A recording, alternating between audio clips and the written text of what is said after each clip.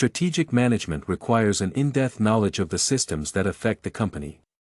The two primary approaches that aim to help companies to identify their potential aim at the different sources of advantage. In order to achieve any level of success, the company needs to construct a plan, which, in turn, requires a strategic approach to determine what factors bear the utmost importance for the company. However, when the applied strategy is poorly understood, or the analysis is not extensive, the company can be significantly hindered by its implementation to the point of bankruptcy.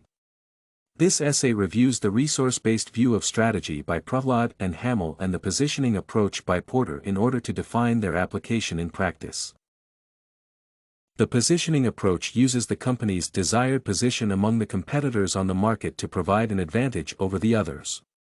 Its focus lies primarily on the external factors, which are, while crucial, are not the only influence on the firm's performance.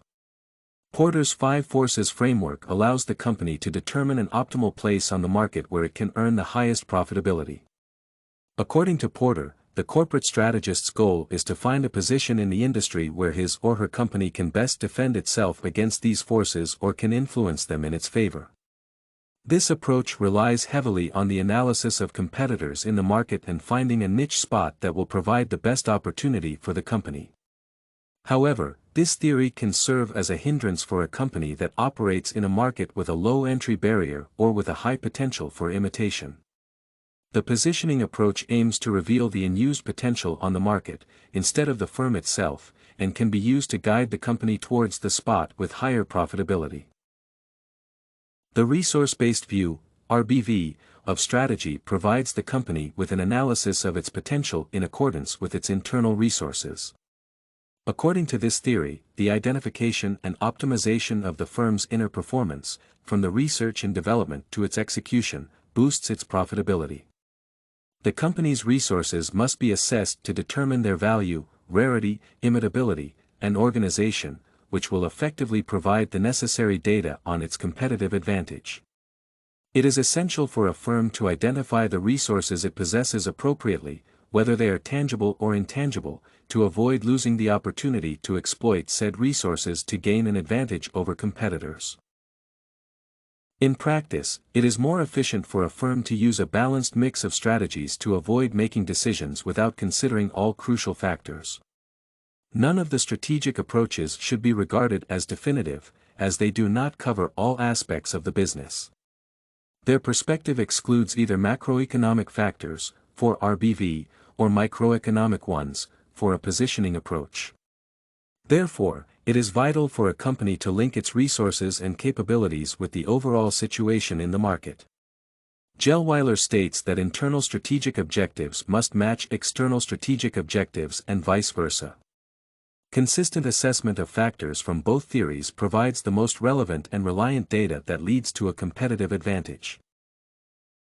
I would like to use the car insurance market in the United Kingdom as an example of the necessity to use both a resource-based view and a positioning approach. The market was chosen due to its high barrier to entry and the crucial role of analysis in the success of businesses that operate in it.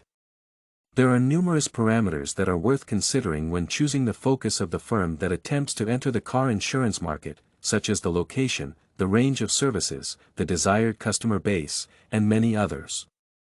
However, the market is highly saturated, meaning it does not provide an instant high demand for newcomers. As can be seen from statistics, the top companies in this market possess over 100 years of experience in this industry, which makes innovation mandatory for an entrant to become competitive.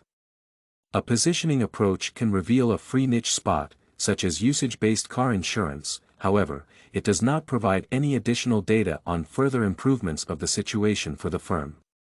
The strong need for innovation requires well-planned resource management, where RBV will be the most useful. In conclusion, every company on the market must construct a thorough plan that is based on the analysis of the external environment as well as its own resources in order to succeed. Both approaches aim to provide the company with an insight into its future potential and allow it to strengthen its position in the market. Each theory, when applied to the practice only by itself, will be disconnected from the whole view of the current opportunities. Moreover, These strategies for defining competitive advantage are compatible and complement each other. It is essential for analysts to combine a resource-based view with a positioning approach in order to assess the situation adequately. You can find this and many other essay samples on our website, studycorgi.com.